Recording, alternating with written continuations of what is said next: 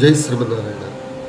ఆ శ్లోకం గురించే పదే పదే ఆలోచిస్తున్న శ్రీ వాల్మీకి మహర్షి దగ్గరికి వినయము, విధేయత, మంచి జ్ఞానము కలిగిన భరద్వాజ మహర్షి ఒక నిండు కలసముతో తన గురువైన శ్రీ వాల్మీకి మహర్షి దగ్గరికి వచ్చారని ఈ శ్లోకం మనకి వివరిస్తుంది.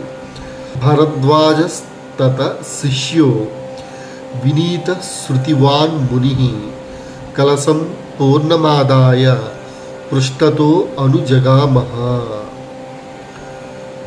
ఆ తర్వాత ధర్మానికి ప్రతిరూపమైన ఆ శ్రీ వాల్మీకి మహర్షి తన శిష్యుడైన భరద్వాజ మహర్షితో కలిసి ఆశ్రమ ప్రదేశంలోనే ధ్యానంలో నిమగ్నమయ్యారని ఈ శ్లోకం మనకి తెలియజేస్తుంది. స ప్రవిశ్యాశ్రమ పదం శిష్యేణ సహ ధర్మవిత్ ఉపవిష్ట కదాచాన్యాచకార ధ్యానమాస్థితః.